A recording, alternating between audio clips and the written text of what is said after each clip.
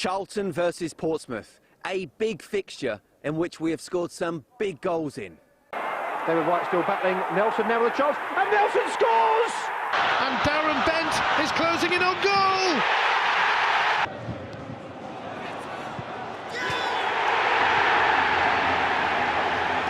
The biggest goal, of course, though, was one that was buried in that bottom corner behind me from this very spot on December the 5th, 1992. Towards Leeburn, certainly got the pace and the power, finding Pitcher, and a shot, and a goal by Walsh for Charlton, and it becomes the perfect start. Well, they've dreamed about this for so long. After 7 long years of playing at Selhurst and playing at Upton Park, they're back at home in the finest possible style. Oh, fantastic memories for me and the two people alongside me. Before we talk about them, we have got lots coming up in today's show in what is a big game against Portsmouth. We'll speak exclusively to manager Nigel Atkins and defender Sam Lavelle. We'll also head down to a classic memory lane with today's guests and, of course, preview today's big game. Delighted to say that Alan Curbishley is alongside me, fresh from another holiday he's had. Curbs, great to see you. You've got to do it, Carl. If you haven't guessed yet, and if you haven't just heard the name there, we've got this man in between us. He's done a great cross. Leeburns up there to nod down to his right. It's Walsh, and it's there. Walsh has scored. Oh, Walsh is in, and Walsh has scored. It's 5 Charlton to Williams. There goes Lee. Walsh taking over. And finally it is 2. Walsh is on his left foot. First right. He's there, yes, he's there. And a shot.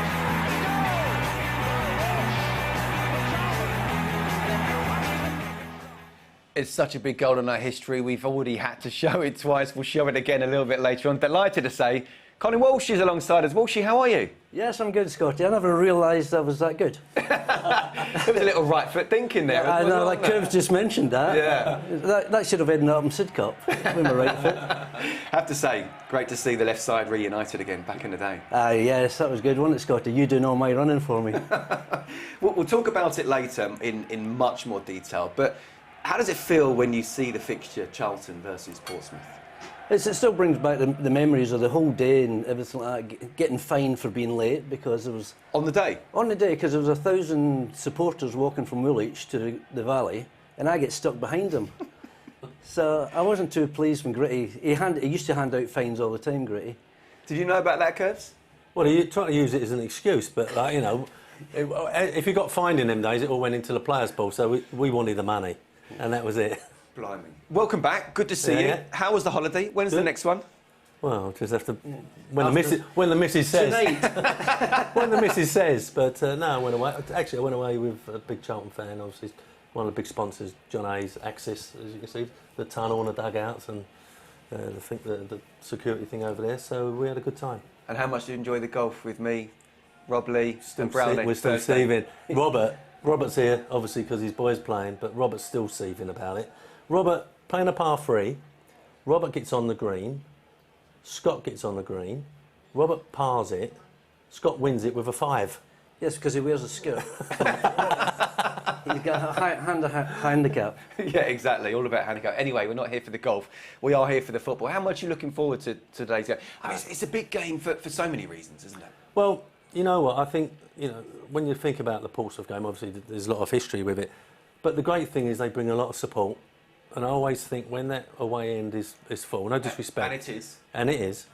It makes for a better atmosphere, absolutely. And I'm hoping that we can respond to that, the atmosphere, and that Nigel and the players can really hear what the Valley's like. I think it's been a bit disappointing, obviously, and there's a little bit of criticism flying around. But it's today's today, and if we can get the result with a performance as well, you know, we're on our way up. Curbs, good to see you back. Enjoying your company already. Walshy, good to see you as well. We'll have a bit of fun pre-match. Yes, we will do. OK, lots to crack on with, so let's do just that then. I spoke to manager Nigel Atkins a little bit earlier, pitch side. Nigel, thanks for joining us as ever. How are we lining up today? Yeah, in a positive mood. We've obviously got Macca in goal. You know, he played against, well, he was a Portsmouth goalkeeper, wasn't he? Player of the season for a couple of years there, so he's in goal for us. Trying to keep a stable side as much as possible. So Adam Matthews, right back, Sam Lavelle, centre back alongside Piercy, again, an ex-Portsmouth player. He's going to have the armband on. We're going to bring Pape Soiree into the left back position. Obviously, Ben Perrington played his first 90 minutes the other night, Tuesday against Gillingham. So from his hamstring injury against Reading in pre-season. So mindful that we don't overstretch him. Three in the middle of the park. Ben Watson was outstanding in midweek. Harry Arter comes and joins him with Alex Gilby. You know, he's making his first start since last season. Managed to get some game time the other day, so that's a big plus for us, I think. Up front, Jaden Stockley comes back in, centre forward, although Josh Davison was outstanding the other night, I thought. Connor Washington's not fit. You know, hopefully he'll be all right for Tuesday. But Elliot Lee will just play narrow on the left-hand side, and Lee will play on the right-hand side, give us that bit of pace. I thought Corey Blackett-Taylor was outstanding. But likewise, that's his first 90 minutes in who knows what.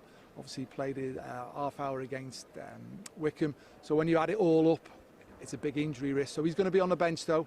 And hopefully, you know, if required, we've got him there to come on because he was exhilarating the other day. And likewise, making sure we don't put him in that risk position where he is available to go again on Tuesday and then Saturday and Tuesday, and we go from there. We may be, well, October just around the corner, but do you feel like you're still just trying to manage fitness of players at the moment? Yeah, I think that's perfectly clear. Obviously, you know, we talked about bringing the players in the start of pre-season and trying to get an identity in how we want to go and play. We brought players in after the season started and at the very end of the transfer window. And again, players are at different stages of fitness. And we've got to manage that and help them, because what we don't want to do is somebody to break down. We've got a big squad of players now, which is important. But players like Harry Arter, for example, playing 90 minutes on Saturday, didn't play in midweek. He's available to start the game today. And again, we touched on Corey, you know, Ben Perrington come back, Gilby coming back. You know, to name but a few, Soiree, you know, he hasn't played for a long time. Give an hour against Wickham, didn't play him the other night. Ben Perrington playing his first 90 minutes of the season, but we'll leave him out and I can put Pape back in there. We've got good competition for places. We've got good players.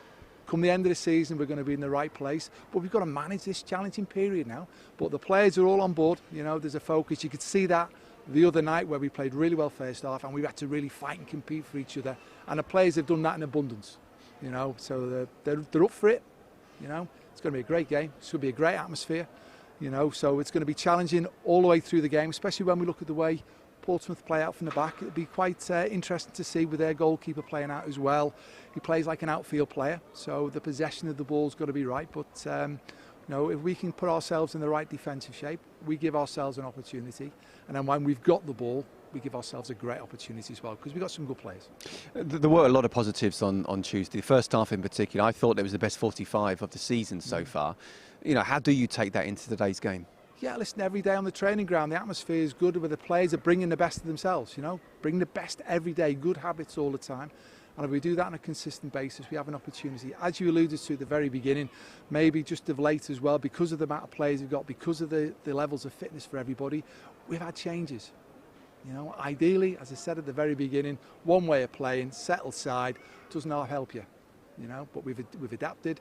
You know, and some of the youngsters who were doing great for us pre-season are now not even training with the first team. That's something we've got to maybe address in the future. But from my point of view, this should be a great afternoon. One I'm looking forward to. It should be a real good atmosphere. We need to win. Perfectly honest, we all know about that one. But if we get the performance right and we get the desire to keep working hard for each other, as the players have been demonstrating, we give ourselves every opportunity to do that. Yeah, it's an iconic fixture, and with Portsmouth bringing the whole of the away ends down with them as well, over 3,000 people. It's probably going to feel like a top-of-the-table clash in the Championship or maybe even a Premier League game as well. How important is it for the players to be able to deal with the atmosphere, both when it's positive and negative? Well, I think it's important when you see maybe the team selection. We've got players who have dealt and played in environments maybe like this in the big games, where it can be noisy and things might go against you. How can you keep your composure? You know, when we look in the middle of the pitch, for example, with a Watson and Arter, and we look at the back with a Pierce, you know, there's three players there who have probably sampled playing in front of big crowds and had to deal with the situations. And that's what you want to do. That's football. That's what it is. So there's going to be times when it's going to go on for us, times when it's not. Look to the side of you, look around, you think, I've got people who are going to back me up. I'm going to be backing them up as well. And that's it. Together, everyone achieves more. You know, we all want Charlton to go and win. So let's make sure we got this atmosphere going. But we've got to do that on the pitch to get the fans behind us. And I know they will be. The fans have been great. Obviously, if things aren't going, if the result goes against us, then it's a challenge. We understand that, but we've got to ride that challenge. We've got to get through it. But you know, like the first game of the season when we played Sheffield Wednesday, some of the noise of the crowd, you know, we just couldn't get that second goal that we needed. But listen, it's going to be a great afternoon. I'm looking forward to it. So am I. Good luck. All the best. Cheers. So are we all. The confirmation then of today's lineup. 5 changes from the game midweek. Soiree, Arter, Gilbert, Lecco and Stockley in for Purrington, Morgan, Blackett-Taylor, Washington and Davison as well. Curbs, looks decent for you? Yeah, listen, you know, the last game I did, we had the 2 out-and-out wide men. We got overwhelmed in the middle of the park and we never really got into the game. So I'm looking at Ariarta and Watson, 2 vastly experienced players. I'm expecting them to do a bit of defensive responsibility. And the attacking 4, I mean, great to see Gilby back. I think Elliot Lee's going to play one side and Jonathan Lecco the other, supporting Jayden. And they're the ones really that got to get in the box to try and fashion something. But, you know, my criticism when we played the 2 out-and-out wingers is that we never had enough defensive backup to cope with it. We have today. We have today. Looks like we have today. And I think we'll probably be a little bit more cagier as well. You know, because the way Nigel was talking about Portsmouth playing out from the back and they play a certain way. So I think we're up for, you know, a real decent game, hopefully. We're definitely up for it indeed. Let's have a look at the bottom half of the table, shall we, and see where we are. Still doesn't make pleasant reading. 21st, 8 games played, 5 points down following that draw on Tuesday at Gillingham. Big win could take us potentially up to 17th today. Walsh, at the moment though, is it more about just getting momentum more than looking too much at the table? Yeah, I think it is. I think it's got to stop the rot a little bit, and today is a very important game.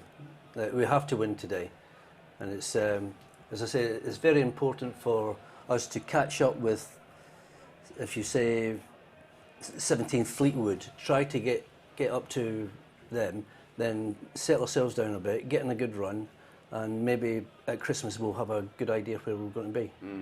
The top half of the table and today's opponents, Portsmouth, sit 12th.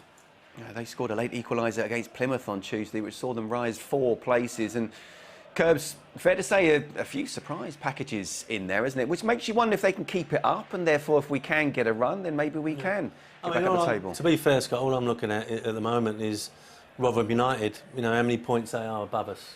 That's the aim at the moment. And, you know this is a tough league. Look, you've got Wigan and Sunderland that have been in the Premier League. Got ourselves in Portsmouth, Sheffield Wednesday, so some big clubs in there.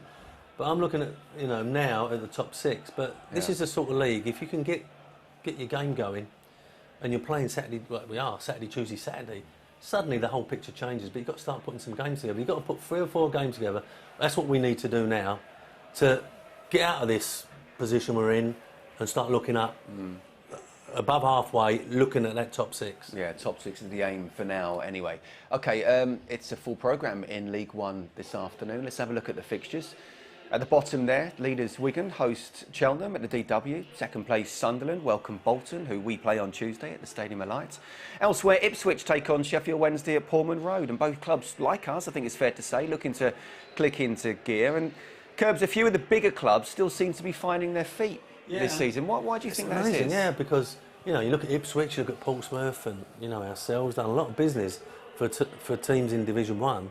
You know, and perhaps a bit too much business. Perhaps their squads, like Nigel's saying, you know, when everybody is fully fit, I'd be interested to see what he thinks is his best 11.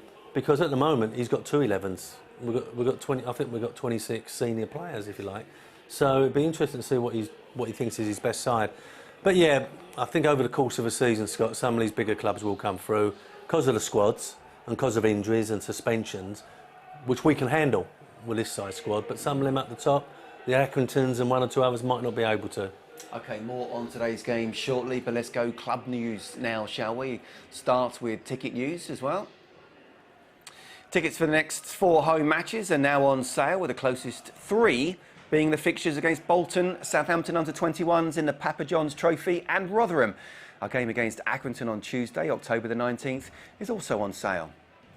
The Charlton women's team are back in action tomorrow when they host Blackburn Rovers at the Oakwood in Crayford. Tickets are priced at just £10 for adults, and it would be great to see as many supporters as possible at the game. Fans who aren't attending will be able to watch the game live on the club's YouTube channel or on Charlton TV though, but get down there if you possibly can. Streaming next. And Tuesday's game against Bolton here at the Valley is available to stream in the UK and Ireland as well as internationally. Match passes are priced at £10 and you can get yours by going online to cafc.co.uk. Now, today's game is our Environmental Day at the Valley in association with the charity Pledge Ball. Pledge Ball work to increase environmental sustainability in football. And today, young fans in the Family Activity Zone are taking part in an environmental poster competition.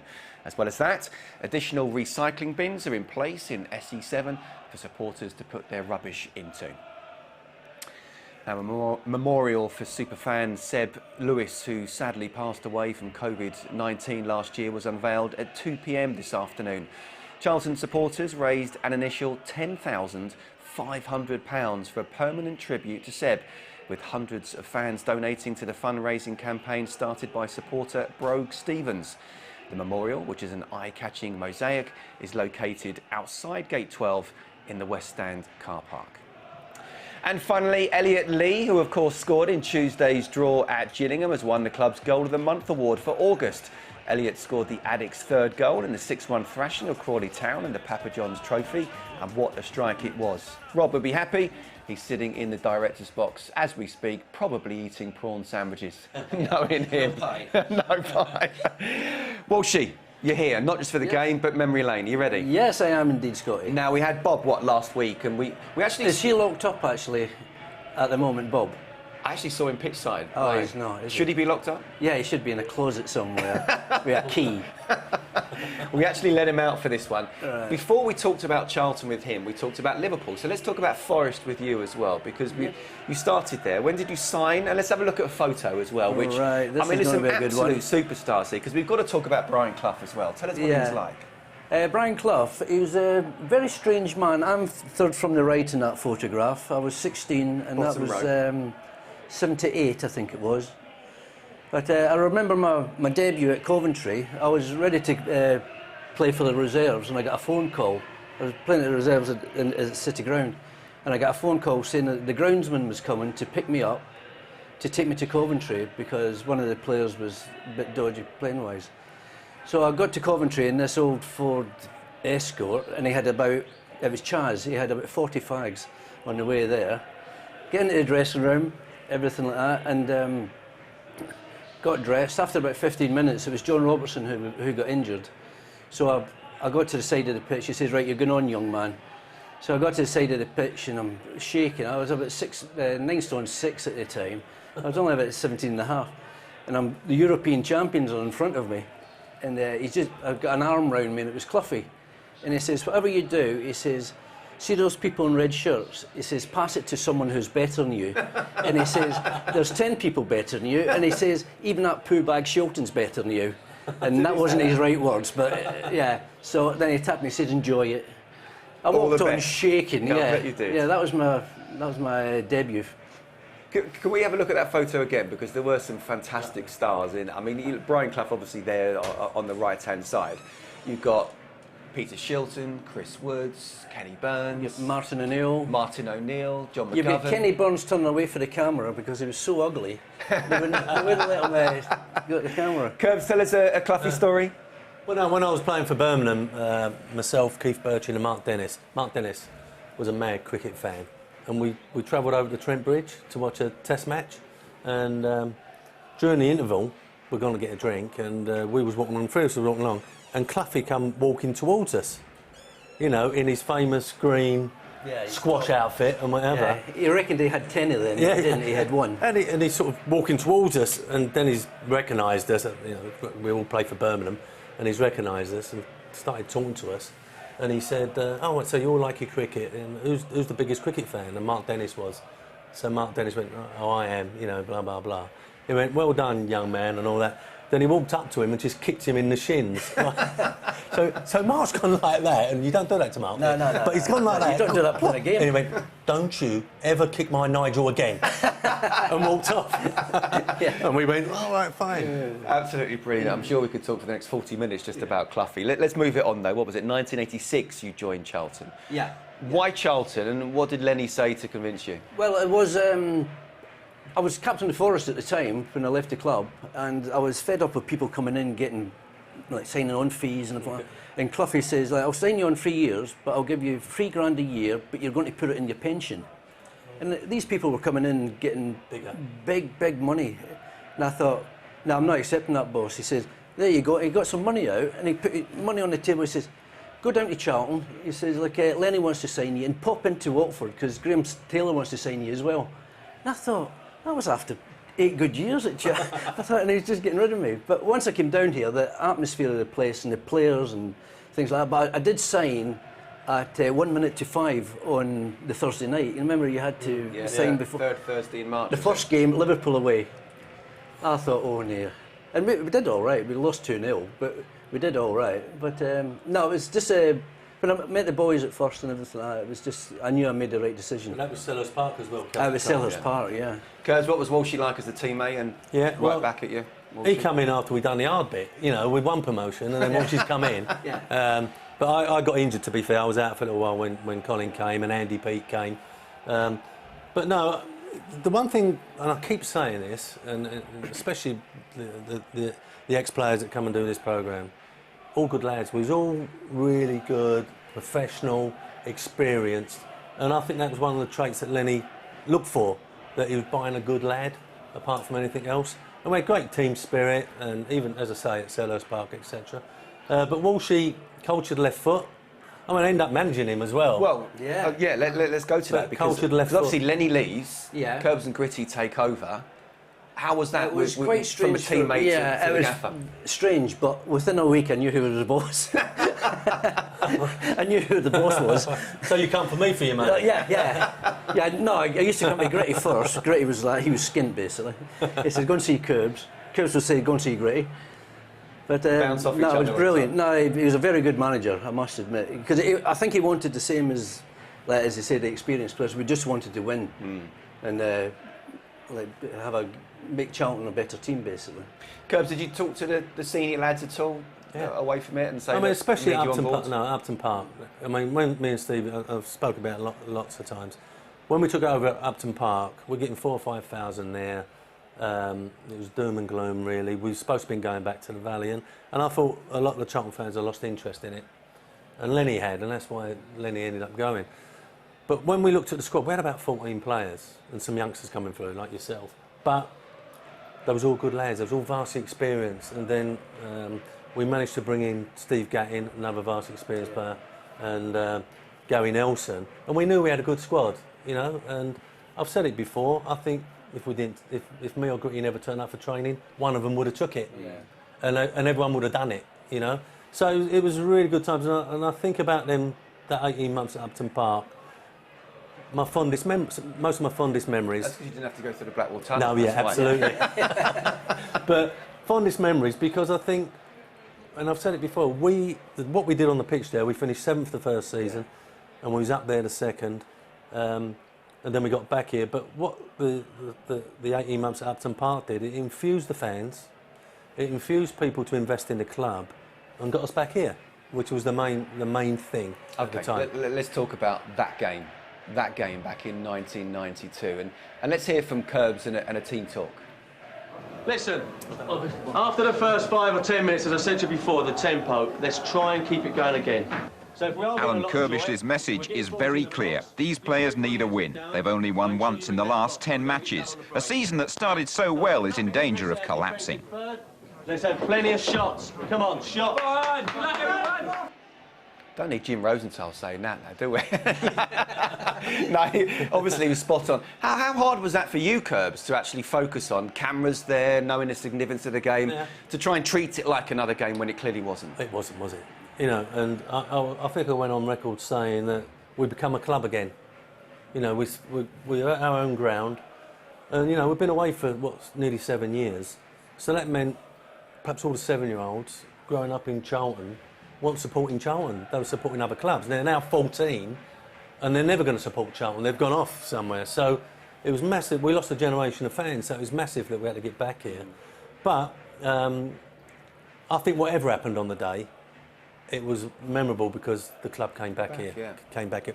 Well, when you consider what it looked like then, I mean, you can't imagine looking at it now, but what it looked like then. Were you listening to the team talk, Walshy?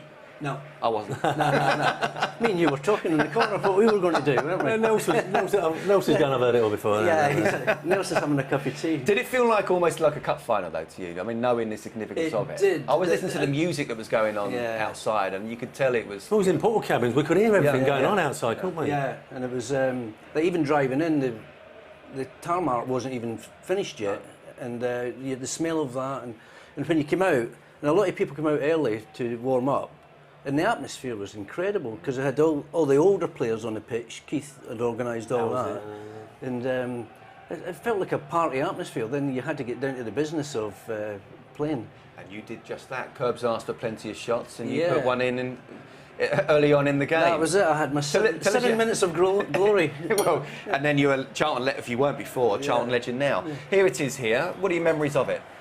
I remember, and we were just talking about this before the game now, about playing from the back and everything like that, and I'd like to know when Bob launched that, how many seconds it was until it hit the back of the net, because it goes up front, comes back, goes up front again, then Dale, God bless him, like magnificent turn. Yeah. Like Carl's held it up as he usually does. What a turn that is. Great turn from pitch. But I'm glad it was on my left foot, because if it was on my right, it would have ended up in Sidcuff or somewhere.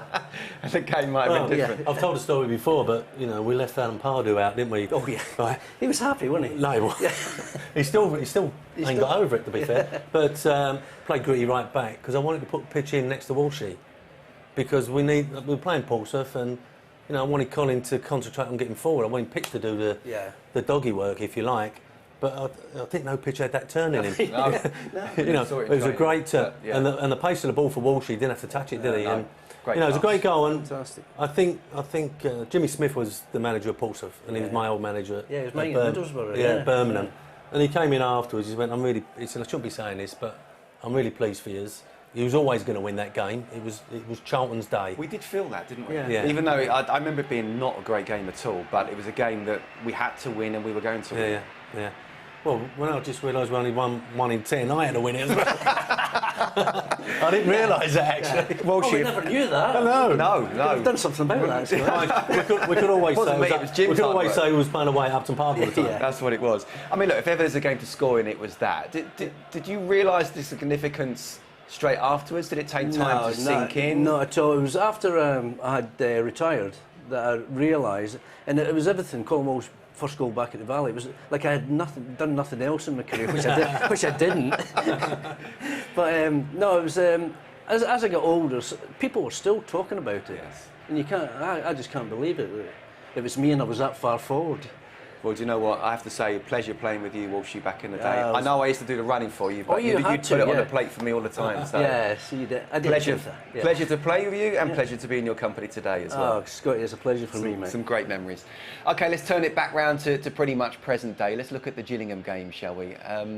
Look, Curbs, I know you weren't here. You were sunning yourself in Croatia, but first half we were absolutely superb. Probably the best 45 minutes of the season.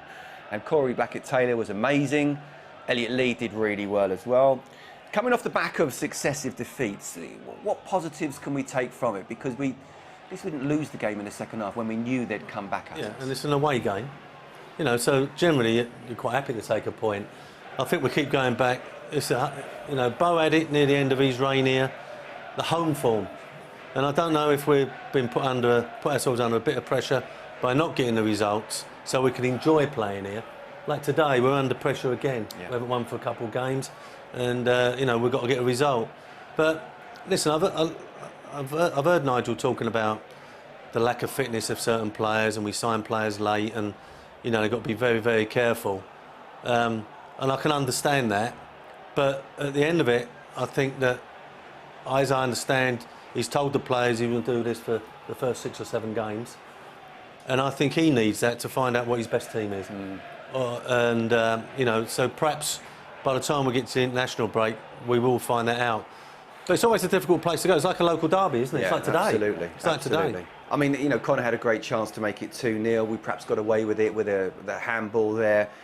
Walshy, how important is it to try and get that second goal in games when you've been under pressure in recent games and you're playing really well at that particular moment? As Curb says, they need to come here and enjoy playing, where there is a bit of pressure for them just now. But to get the second goal, you know that you can have more time in the ball. They might be rushing to try to get back into the game. But no, I've just watched that for the first time. They did play really well, didn't they? Yeah, first half they did, and then second half Gillingham came at us, and probably a draw was a fair result in the end. Yeah. But I'm just looking at past Colin, and there's an atmosphere here today. Yeah. You know, and that's going to get the players up. You know, coming out and it's a bit flat and a bit quiet, and you're warming up, and you can actually hear the fans talking.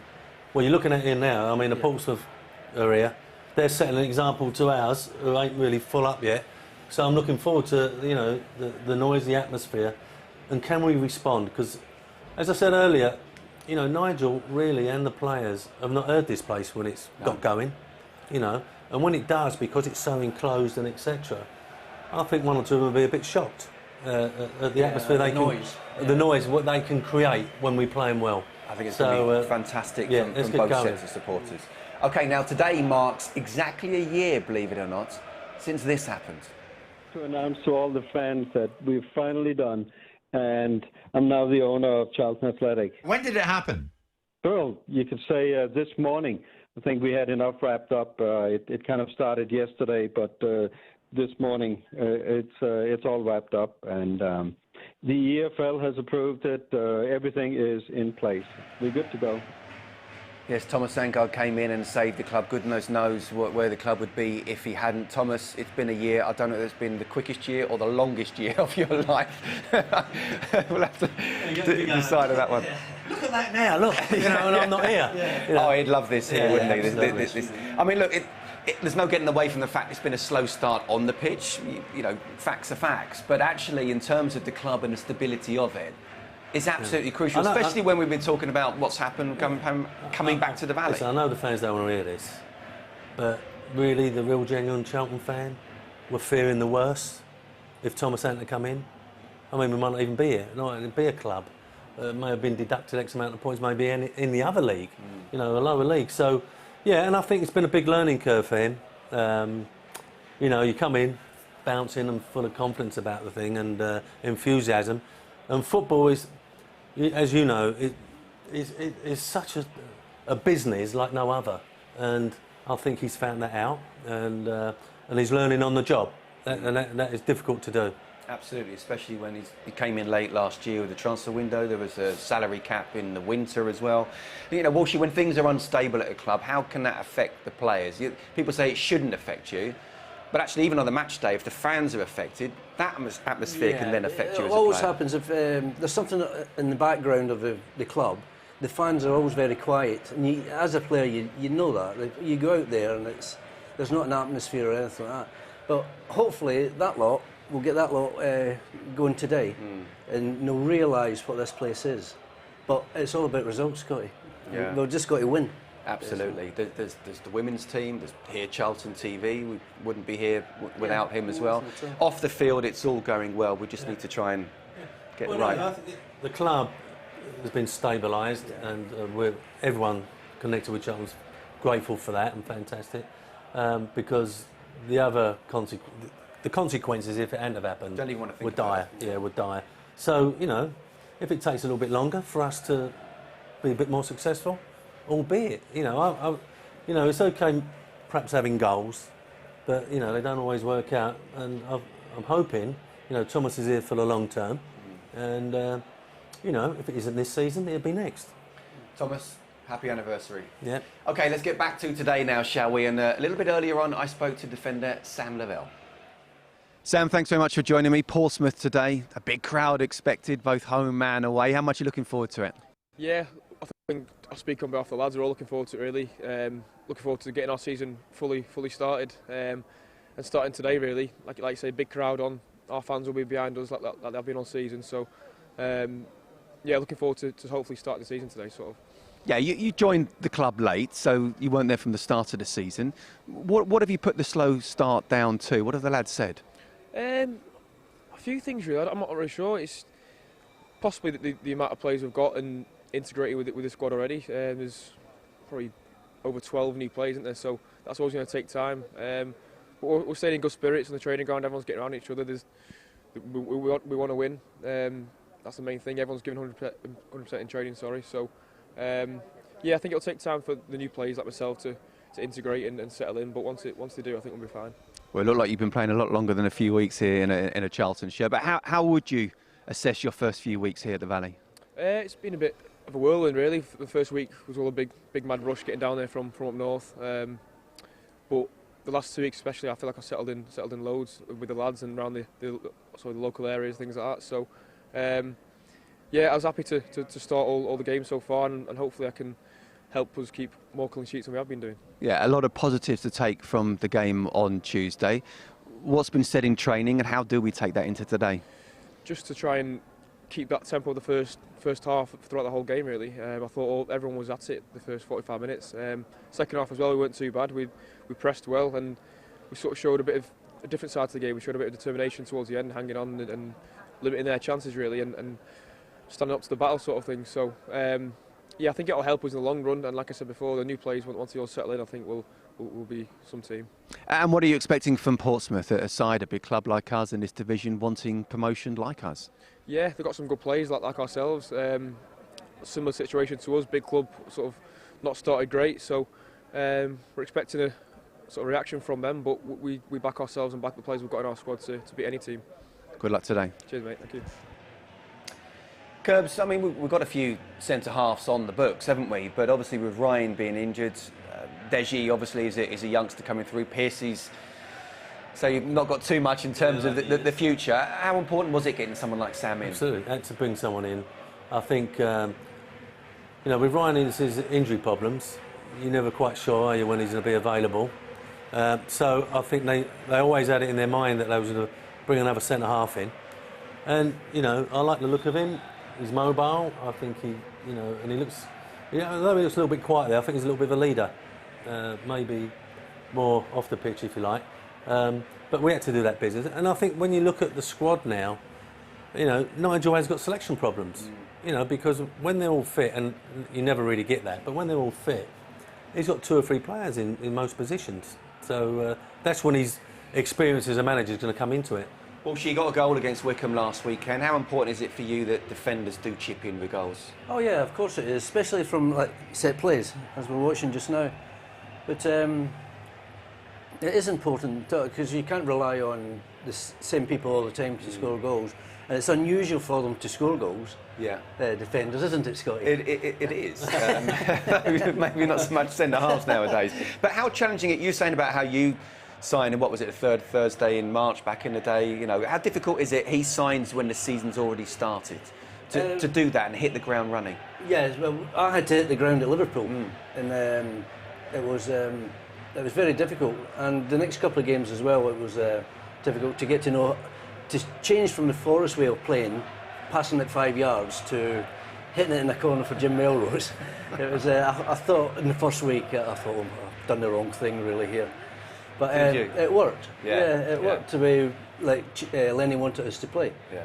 And you didn't have 6 weeks of pre-season to get your mind around that. No, not at all. Let's remind ourselves of the team, shall we? Because we are edging over closer to kick-off. And Nigel making 5 changes from the game against Gillingham on Tuesday. Pat Soiree comes in, Harry Arter, Alex Gilby. There's Jonathan Lecco as well. There's Corey Blackett-Taylor on the bench, Josh Davison. Talk about the bench then, Curbs. Again, we talk about now having a big squad when we didn't at the start of the season. You know, there's some match winners there, isn't there? Absolutely. And like, look at the players that are not on the bench. We've just seen a couple of them running earlier. Can't get on the bench. And they've both been playing recently. So, yeah, I like the shape because I think perhaps we was a little bit gung-ho with 2 out-and-out wide men. It'd be interesting to see how we do line up. You know, Jaden back in? Yeah, I mean, that was a big statement, really. I don't know if you're going to stop us playing that long ball because Jaden's in there, or you just tell the players, stop it, don't keep doing them long balls. Yeah, you know, that's the difference. But I just think that he leads the line. I'm just hoping that, I think Elliott's going to play on the left, so Elliott Lee drifts into the box whenever it looks like it's coming in. Interesting to see Lecco on the right, if that's the case. And it's nice to see Gilby, and we've got Ariata and Watson, both who I think are leaders in there. And if it ain't going so well, might just say, "Oh, you tuck in, let's hold out for 5 or 10 minutes and see out this bit of pressure." I don't think we've seen that too often. When it ain't going so well for us, you're not seeing too many people pointing the finger and organising. Yeah. Let's have a look at Portsmouth then, shall we? Unchanged from their game midweek as well against Plymouth, and after winning the opening 3 games of the season, Danny Cowley's side not 1 in 5 now, just 2 points from a possible 15. No win or goal in the last 3 on the road. Now, I don't want to talk too quick on that. I mean, but look, I mean, there's John Marquis, who's obviously was their top scorer last season. He's not been scoring. He's been a bit ill. What have you made of Portsmouth and Danny Cowley's sides generally? Well, it's once again, isn't it? It's expectation levels. Looking at their support, they don't think they should be in this league, that's for sure, and they should be doing better. So, funny enough, both teams come into the game under a bit of pressure, and you know that can work both ways.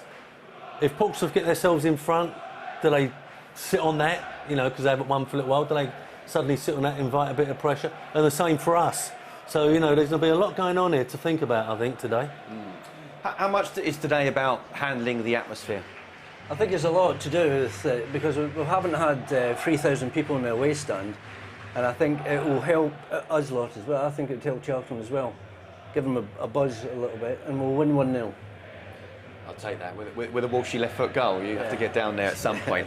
I mean, the reason I asked about the atmosphere is obviously playing in front of a lot of fans can be very good, but also if things aren't going well, it's about having character, isn't it, in this game? And I think that's what we've got in this side. Looking at it, there's a strong spine of characters. You know, the 2 holding midfield players, Watson and Arter, Stockley down the middle, Piercy at centre-back. So Nigel's gone for experience right down the spine, and I think he's hoping that, you know, if it ain't going so well, as I said earlier, instead of him having trying to organise it, the people on the pitch can. And, you know, perhaps if we can get off to a decent start and the crowd really get going, that's what we need, I think. Yeah. 2 home games coming up. How big are they? Got to win them both. And 6 points suddenly can make a real big difference, and we'll be up at halfway if we take the 2 wins. Then we'll relax then. Well, no, then we are looking at the top 6. As opposed, we're looking at halfway now, but if we can win these 2 home games, we're looking at the top 6. Yeah. OK, teams are coming out, looking forward to it. It's Charlton against Portsmouth, an iconic game for the club, especially here at the Valley. Let's get to your commentary team, Greg Stubley and Steve Brown. Thank you, Scott. Thank you, Alan. And thank you, Colin. Yes, welcome back to the Valley. The 2 big League One clubs go head-to-head in a fixture that always seems to deliver memories. Not forgetting that famous day, of course, in December 1992. Joining me, as always, is Charlton legend Steve Brown. And Steve, could today finally be the day that officially, let's say, kickstart Charlton season? Yeah, let's hope so. I thought we were going to see that on Tuesday night. After 45 minutes, we were in a very good position and an excellent first 45 saw us 1 up. The only criticism really is that with the amount of chances we had, we could have been further ahead. Give Gillingham a little bit of credit for the way they attacked the second half to get their draw. But let's hope today's the day we kickstart. I mean, we're playing a side that's completely out of form. They're bottom of the form guide, 24th, no wins in the last 5, 2 draws, 3 losses, and only scored 3 goals in those 5 games. And the one thing that stands out for me